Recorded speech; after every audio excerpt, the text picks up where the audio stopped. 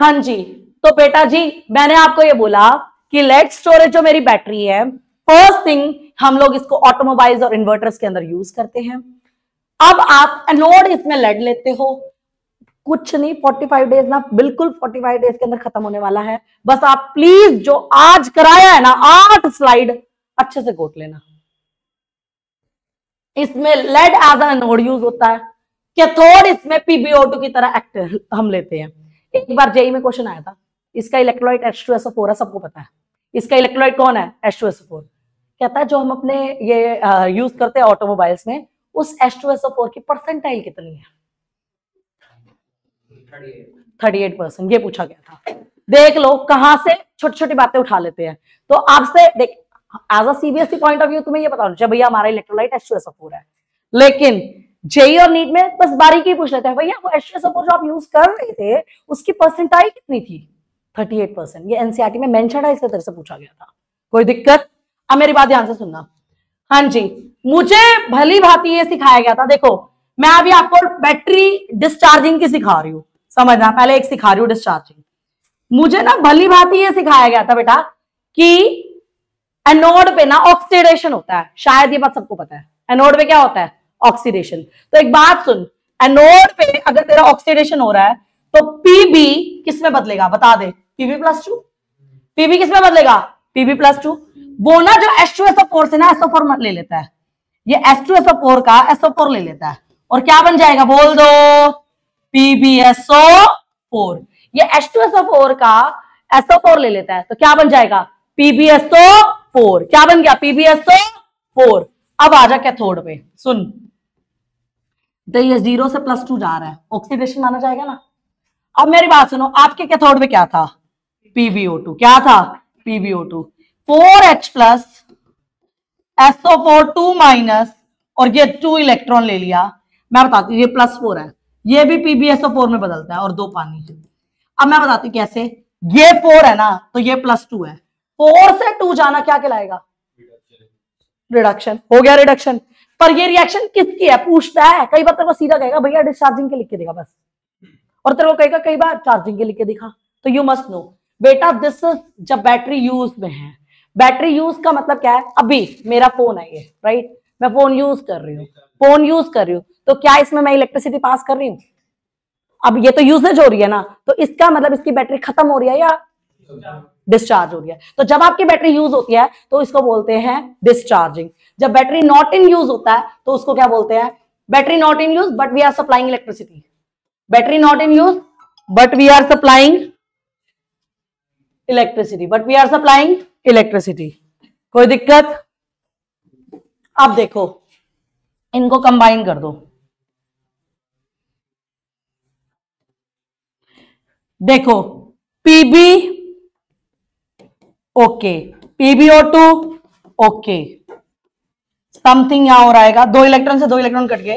PbSO4 और PbSO4, 2 PbSO4 2 water. Okay, अब 4H plus और SO4 2-, इनसे मिलकर ना 2 H2SO4 बन रहे हैं, आप लोग चेक कर सकते हो। इनसे मिलकर 2 H2SO4 बन रहे हैं, आप लोग चेक कर सकते हो। इसी से पता लग जाएगा SO4 जमा SO4 2 H2SO4 हो गया ना, ये बन गया। अब मैं आपको बताती हूं इसकी उल्टा कैसे लिखते हैं। देख कुछ नहीं करना, यहां पे वर्ड क्या पढ़ियो? एनोड। ठीक है, मैंने यहां पे अब एनोड की जगह लिखना है कैथोड। उल्टा, एनोड का उल्टा बोल दे। एनोड का उल्टा बोल कैथोड। एनोड का उल्टा क्या होता है? कैथोड। तो यहां एनोड का उल्टा क्या लिखोगे? कैथोड। सुन इस रिएक्शन का भी उल्टा कर।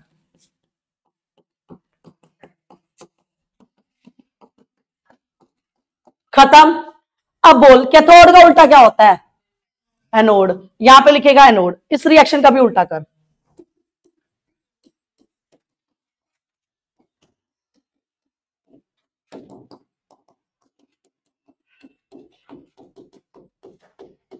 अब कंबाइंड भी उल्टी होगी।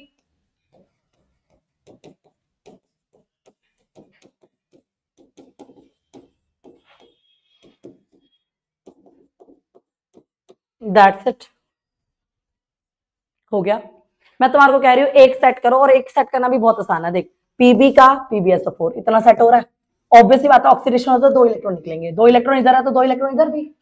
ठीक है। अब यहाँ पर कैथोड में है ही PbO2, तो PbO2 PbSO4 ही बना है, ठीक है। बाकी का बचा हुआ सेट कर, यहाँ पर भी SO4 है, 4H प्लस एक्स्ट्रा है, तभी तो 2 H2SO4 बनेंगे। समझ गए मेरी बात? तो एक बार दिमाग से लिखो कि तुम सेट कैसे करके जाओगे, पेपर में अपने आप ऑटोमेटिकली आएगा तुमको, पर सेट करने के लिए तुम्हें इसको टाइम डिवोट करने की जरूरत है थोड़ा सा। कोई दिक्कत? तो ये आपकी सेकेंडरी बैटरी है, जिसको आप लेड स्टोरेज बैटरी के नाम से जानते हो, बोर्ड में बहुत बार आ चुकी है, इसलिए इंपॉर्टेंट भी है। कोई दिक्कत यहां तक?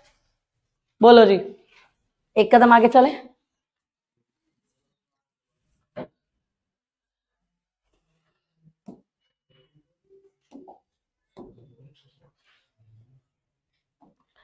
भाई हम next is nickel cadmium cell. देखो इसकी लाइफ ना, ये भी सेकेंडरी बैटरी है, पहली बात तो आपको ये क्लियर होना चाहिए, कौन सी बैटरी है? Secondary battery. सेकेंडरी बैटरी का मतलब क्या था? जिसको आप बार बार रिचार्ज कर सकते हो, जिसको आप बार बार रिचार्ज कर सकते हो, है तो ये आपकी सेकेंडरी बैटरी, और इसको रिचार्ज भी कर सकते हैं। बट फिर पहले वाली बैटरी जो आपने लेड स्टोरेज पढ़ी और जो अब पढ़ रहे हो, इनमें डिफरेंस क्या है आपको बता दिया जाता है। भाई इसकी लाइफ ना उससे बेटर है। अब ऑब्वियसली बात है, जिसकी लाइफ बेटर हो तो खर्चा भी क्या आएगा? खर्चा क्या आएगा खरीदने में? ज्यादा। देखो it has a longer life and it is more expensive, and it is more expensive. लोग उसको प्रेफर क्यों करते थे लेड स्टोरेज को? क्योंकि वो सस्ती आती थी, क्योंकि वो सस्ती आती थी। बट ये क्या है, इसकी लाइफ अच्छी है पर ये महंगी है। समझ गए? अगर मैं एनसीईआरटी पॉइंट ऑफ व्यू से कहूं तो एनसीईआरटी ने ना सिर्फ ये लिखा हुआ है, खत्म, बस ये लिखा हुआ है, और वो भी दो नहीं, सिर्फ डिस्चार्ज की लिखी हुई है। और मैं आपको बता देती हूँ, देख इसमें ना कैडमियम आपका ऑक्सीडाइज हो रहा है, कैडमियम ऑक्सीडाइज हो रहा है किसमें? सीडीओ में। और आपका जो निकल कैडमियम वर्ड है, तो निकल में ना हाइड्रोक्साइड प्रेजेंट है, NiOH होल थ्राइस, इसका रिडक्शन हो रहा है, ये थ्राइस वाला ट्वाइस में जा रहा है, और साथ में क्या निकलेगा? वाटर। खत्म। और आपको अच्छे से पता है अगर ये डिस्चार्ज किया तो रिचार्ज क्या आप कैसे करोगे? बता दो, बस रिवर्स कर दो। बस इसका मेन पॉइंट यह है, एनसीईआरटी में ये बस ऐसे ही मेंशन्ड है कि भैया इसकी लाइफ उससे बेटर है, लाइफ बेटर होने की वजह से महंगी है, और उसकी एक रिएक्शन मेंशन्ड है कि कैडमियम का कैडमियम ऑक्साइड बन रहा है, NiOH होल थ्राइस का NiOH होल ट्वाइस बन रहा है। मतलब सीधी बात, नो बकवास, ये +3 से +2 जा रहा है, ये +3 से कहां जा रहा है बेटा? +2। ये बात है, बस इतना ही मेंशन्ड है आपके एनसीईआरटी के अंदर। कोई दिक्कत? इसी के साथ आपका बैटरी टॉपिक खत्म, जिसमें आपको मेनली 4 बैटरी पढ़नी है। आने के चांसेस ये 3 वाले हैं। वन इज योर आपकी ड्राई सेल, जो कि आप यूज करते हो ट्रांजिस्टर्स और किसके अंदर? क्लॉक्स के अंदर। Other is your mercury cell, जो कि आप यूज करते हो वॉचेस और हियरिंग एड्स के अंदर। Third is your lead storage battery, जो कि आप ऑटोमोबाइल्स और आप इन्वर्टर्स के अंदर यूज करते हो। ये है आपकी निकल कैडमियम। बट इसकी बात क्या है, ये अच्छी है, इसकी लाइफ भी अच्छी है, इसकी लाइफ अच्छी है, इसकी चार्जिंग और डिस्चार्जिंग साइकिल्स भी बहुत अच्छी है। It has large number of charging and discharging cycles. But the thing is, हम इसको कई बार महंगे के चक्कर में छोड़ देते हैं, क्योंकि बहुत एक्सपेंसिव है, और इसकी रिएक्शन कर लो, दैट्स इट, हो गया। ये 4 है आपकी बैटरीज। Fuel cell next.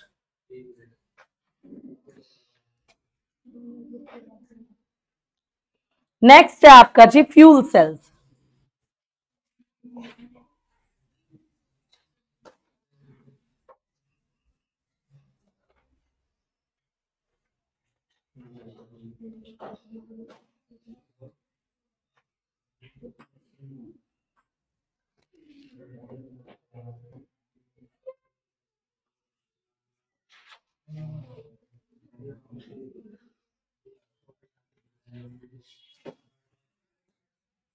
हाँ जी, आप लोग जब भी देखोगे फ्यूल सेल की ना, आप लोग जब भी PYQs उठाओगे, फ्यूल सेल की ना डिफाइन आ रखी है। फ्यूल सेल क्या होता है? हम लोग ना फ्यूल्स का कंबशन करते हैं, डायरेक्टली उसका कंबशन करके इलेक्ट्रिसिटी जनरेट कराना फ्यूल सेल कहलाता है। डायरेक्टली फ्यूल का कंबशन करके इलेक्ट्रिसिटी को जनरेट कराना फ्यूल सेल कहलाता है। देखो, these are the galvanic cell जिसमें आप डायरेक्टली कंबशन कराते हो फ्यूल्स का, जैसे कि तेरे hydrogen, methane, methanol directly converted into electrical energy. तो सबसे पहले you must clear with the word कि फ्यूल सेल होता क्या है। आपने अपने फ्यूल को डायरेक्टली कंबशन कराना है और इलेक्ट्रिसिटी में बदलना है उसकी एनर्जी को। फ्यूल सेल, जब आप फ्यूल लेते हो, फ्यूल का कंबशन करा के जो उसकी एनर्जी निकलेगी डायरेक्टली इलेक्ट्रिसिटी में कन्वर्ट करा देगा, तो वो फ्यूल सेल है। डन डन, ये फ्यूल सेल हो गया। अब हमने सबसे पहला फ्यूल सेल पढ़ा हाइड्रोजन ऑक्सीजन फ्यूल सेल। होता क्या है, जब आपको अच्छे से पता है, देखो ऑब्वियसली बात है, हाइड्रोजन ऑक्सीजन फ्यूल सेल, आप इसको जलाओगे, जलाने के बाद ये क्या प्रोड्यूस करेगा, H2O, राइट। इसको बैलेंस कर दो,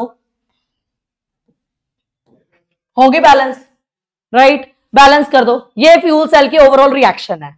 लेकिन बात सुनो, इसमें एक तो देखो पोल्यूशन की कोई प्रॉब्लम नहीं है। प्रोडक्ट क्या है, पढ़ ले, पानी। पानी पोल्यूशन क्रिएट करता है, नहीं करता। ये fuel cell first time space में यूज हुआ था। स्पेस में एस्ट्रोनॉट्स को 2 बेनिफिट हुए थे। इसका जो प्रोडक्ट है वाटर, वहां के साइंटिस्ट ने पीने के लिए यूज किया था स्पेस में। देख प्रोडक्ट क्या निकला, वाटर। स्पेस में पानी नहीं होता, पानी नहीं होता तो इन्होंने वो पानी पीने के लिए यूज करा।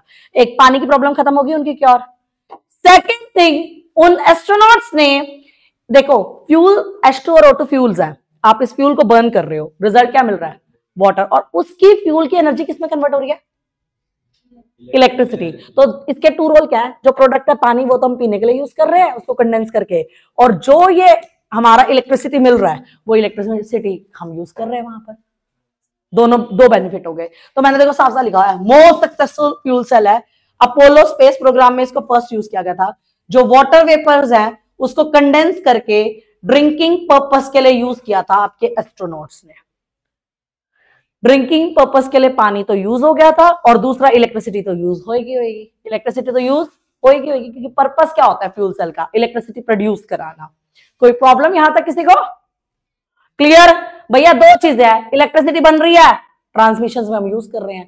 सेकेंड थिंग, पानी बन रहा है, पी रहे हैं, और क्या दिक्कत है बताओ, कोई दिक्कत। अब सुनो, देखो hydrogen gas is used as a fuel, oxygen हम ऑक्सीडाइजिंग एजेंट की तरह यूज कर रहे हैं।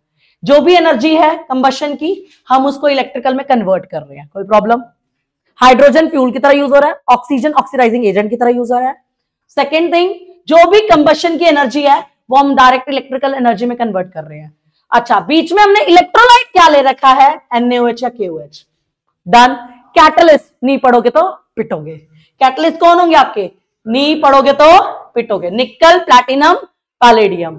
ठीक है, हम क्या करते हैं बेटा, यहां से हाइड्रोजन बबल करते हैं, यहां से ऑक्सीजन बबल करते हैं। हाइड्रोजन एनोड है, उसका क्या होगा बताओ, एनोड है तो ऑक्सीडेशन, ऑक्सीजन कैथोड है तो रिडक्शन। बन गया एक रेडॉक्स रिएक्शन, कोई दिक्कत, कोई दिक्कत। अच्छा, एक चीज और बताती हूं, देखो देखो तुम्हारे को ना ये रिएक्शन सेट करने में दिक्कत आती है, मैं तुम्हारे को बताती हूँ कैसे करो। तो तेरे को याद है मैंने ये रिएक्शन कराई थी, 4OH का क्या करना है बोल। 4OH क्या करता था, याद कर, 4OH + 4 इलेक्ट्रॉन, और इस 4OH का तुम क्या करते थे, 2 वाटर और O2। बेटा एक बार इसको कंबाइन कराइयो, 4OH से 4OH cancel, 4OH - 2 water O2 4 electron. कोई इश्यू किसी को यहां तक, तूने यही पढ़ा था या नहीं पढ़ा था। आपके पास 4OH- थे, इसने 4OH 4 इलेक्ट्रॉन दिए थे कल की क्लास। 4OH रीअरेंज होके 2 पानी O2 देना था, ये भी मैंने पढ़ा था। 4OH से 4OH कैंसल, 4OH - 2 पानी O2, और आपके 4 O2 4 इलेक्ट्रॉन निकाल रहे हैं। ठीक है, यही था। जरा कंपेयर कर लो, ये इसका उल्टा नहीं है क्या, तुम लर्न कर चुके हो ऑलरेडी, चेक करो, ये उसका उल्टा नहीं है क्या, जस्ट सी वंस। क्या ये इस रिएक्शन की उल्टी नहीं है क्या, एक तो तुमको आती ही है ना उल्टी। अच्छा, 1 थिंग मोर, 4OH यहां है as it is copied, 4 electron यहां है as it is copied, 2H2 का पानी।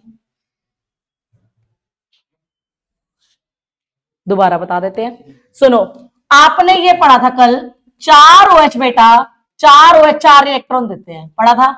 चार OH आपस में रीअरेंज होके 2 पानी O2 देते हैं, पढ़ा था। इसको जब आप कंबाइन कर देते हो, 4 OH से 4 OH cancel, 4 OH minus 2 water O2 और 4 इलेक्ट्रॉन लिबरेट करते हैं।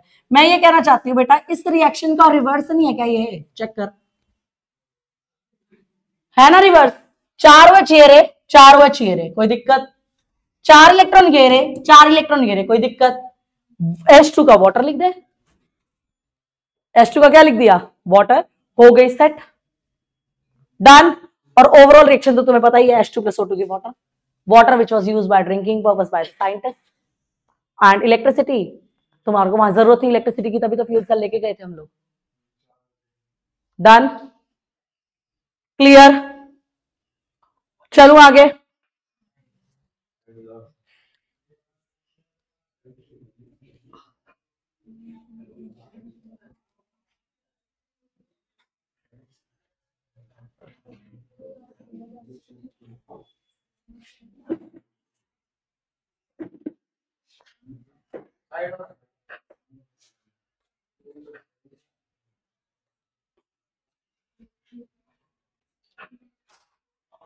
हो गया?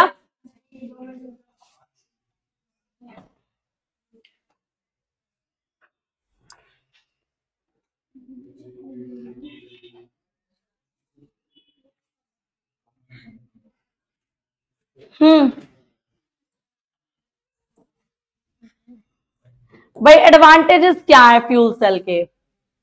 भाई वाटर इसका प्रोडक्ट था तो कोई पोल्यूशन का खतरा नहीं हो रहा हमको। वाटर इसका प्रोडक्ट था तो बाकी कोई भी आप कंबशन कराते हो, CO2 निकलता था, CO निकलता था। CO2 एक ग्रीन हाउस गैस है। कार्बन मोनोऑक्साइड हमारे को प्रॉब्लम क्रिएट करे, क्योंकि हीमोग्लोबिन की कैपेसिटी कार्बन मोनोऑक्साइड के लिए 200 टाइम्स बेटर है, राइट। तो पोल्यूशन वाली प्रॉब्लम क्योर होगी, क्योंकि वाटर आपका पोल्यूशन फ्री है। दूसरी बात, इसकी एफिशिएंसी 75% बेटर है। एफिशिएंसी मतलब वर्किंग कैपेबिलिटी 75% बेटर आ रही थी नॉर्मल से। वन थिंग, ये लाइट इन वेट था। फोर्थ, जब तक आपके पास हाइड्रोजन और ऑक्सीजन है, उसकी सप्लाई है, इधर से हाइड्रोजन कर रहे थे, इधर से ऑक्सीजन कर रहे थे, जब तक आप हाइड्रोजन और ऑक्सीजन को कॉन्टिन्यूसली सप्लाई करोगे, ये फ्यूल सेल भी काम करता रहेगा। समझ गए मेरी बात? जब तक आप हाइड्रोजन और ऑक्सीजन को सप्लाई करोगे, जब तक तेरी सप्लाई कॉन्टिन्यूस है ना, उसका काम भी कॉन्टिन्यूस है। समझ गया? तो ये रहा कॉन्टिन्यूस सोर्स ऑफ एनर्जी, अगर आपकी सप्लाई मेंटेन्ड है। अगर आपकी सप्लाई क्या है? मेंटेन। तो फर्स्ट थिंग बेटा जी, ये पोल्यूशन फ्री है। सेकेंड थिंग, इसकी एफिशिएंसी 75% बेटर है। थर्ड थिंग बेटा, ये लाइट इन वेट है। जब तक आप कॉन्टिन्यूसली एनर्जी सप्लाई करते रहोगे, ये काम करता रहेगा, तब तक ये काम करता रहेगा। कोई दिक्कत किसी को यहां तक? क्लियर यहां तक? Next is corrosion. देखो कोरोजन का मतलब क्या होता है, ध्यान से समझना। Slow eating up of metal. Slow eating of metal का मतलब है अंदर से मेटल का खोखला हो जाना। अंदर से मेटल का क्या हो जाना? खोखला। तुम्हें पता है रस्टिंग की वजह से हमारे इंडिया में ब्रिजेस पर इतना खर्चा आ रहा है, कई करोड़ रुपए खर्च हो रहा है, ठीक है। Slow eating up metal by gases, water vapour which are present in atmosphere due to formation of oxide, sulphide या कार्बोनेट लेयर्स। तो मेटल का खोखला हो जाना by the action of your gases, your water vapour, इसको हम corrosion कहते हैं। अच्छा, दोनों लिखना जरूरी है, क्योंकि खाली हवा हो कोरोजन नहीं होता, खाली पानी हो कोरोजन नहीं होता। कोरोजन होने की नेसेसरी कंडीशन क्या है? हवा और पानी होना दोनों, मतलब वाटर और एयर दोनों होंगे तो कोरोजन होगा। खाली हवा हो तो नहीं होता, खाली पानी हो तो नहीं होता। ये भी तुम्हें पता होना चाहिए। कोई दिक्कत? अच्छा जी, अगर कोरोजन आपके आयरन का हो रहा है तो हम इसको रस्टिंग बोलते हैं। और रस्ट का फॉर्मूला क्या है? Fe2O3.x water. You must know, ये रस्ट का फॉर्मूला है। प्रिवेंशन, भैया बैरियर मेथड, थिन फिल्म बना लो। थिन फिल्म ग्रीस की बना लोगे तो होता क्या है, ग्रीस की लेयर बनाने से मेटल के साथ डायरेक्ट कांटेक्ट नहीं हो पाता एयर और वाटर का। डायरेक्ट कांटेक्ट नहीं होगा तो कोरोजन कैसे होगा? थिन फिल्म अगर मैं ग्रीस की बना दूं तो ग्रीस के थ्रू एयर और वाटर ट्रांसफर नहीं हो पाएगा, एयर और वाटर ट्रांसफर नहीं होगा, डायरेक्ट कांटेक्ट नहीं होगा, डायरेक्ट कांटेक्ट नहीं होगा तो फिर कोरोजन कैसे होगा? सेकेंडली, आप इलेक्ट्रोप्लेटिंग कर दो कुछ नॉन करोसिव मेटल से जो करोड नहीं होते, तो उससे भी मैं कोरोजन से बच सकती हूँ। नेक्स्ट इज बिस्फिनोल की कवरिंग कर लो तो भी मैं बच सकती हूँ। इलेक्ट्रिकल प्रोटेक्शन हम कर सकते हैं, जैसे पाइप्स के अंदर, जैसे हमारे अंडरग्राउंड पाइप्स जा रही होती है और पाइप में तो पानी होना ही होना है, अगर वो एयर के कांटेक्ट में आ गया तो रस्ट हो जाएगा। आप लोग देखो कभी भी खुदाई होती है ना नीचे, तो अगर कोई पुरानी पाइप निकले ना, पूरी जंग से भरी हुई और गली हुई टाइप निकलती है, वो क्यों? बिकॉज उसका रस्टिंग हो गया। तो उन्होंने कहा उसके लिए आप मैग्नीशियम, एल्यूमिनियम, जिंक यूज कर सकते हो, but we preferred zinc.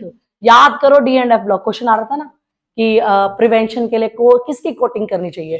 Zinc की, क्योंकि उस कोटिंग का नाम भी क्या था? Galvanisation. You must know sacrificial protection है जिंक की कोटिंग करना।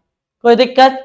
ये आपको पता होना चाहिए। बैरियर मेथड है आपके पास, बिस्फिनोल की केमिकल यूज करके हम बचा सकते हैं।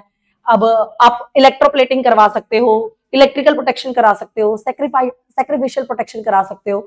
जनरलाइज सा आइडिया रख के जाना, जनरलाइज सा आइडिया रख के जाना। कोई दिक्कत? कोई दिक्कत? एक बार रीड आउट कर लो, कोई दिक्कत हो तो पूछ लो। कई बार हम पता है ऐसे भी करते हैं, अपने आयरन पे ना सस्ते मेटल की प्लेटिंग करवा लेते हैं ताकि सस्ता खराब हो जाए और महंगा वाला बच जाए। ऐसे भी हम प्रोटेक्ट कर सकते हैं कि भाई कोई सस्ता मेटल अवेलेबल हो रहा है, उसके ऊपर उसकी कोटिंग करवा दे, प्लेटिंग करवा दे। प्लेटिंग करवाने का करोड़ होगा तो वो सस्ते वाला होगा, अंदर इंटरनल मेन बच जाएगा। ऐसे भी बचाते हैं अपने मेटल्स को। पेंट करा के भी बचाते हो आप लोग, ऑयलिंग करा के भी बचाते हो आप लोग। समझ गए?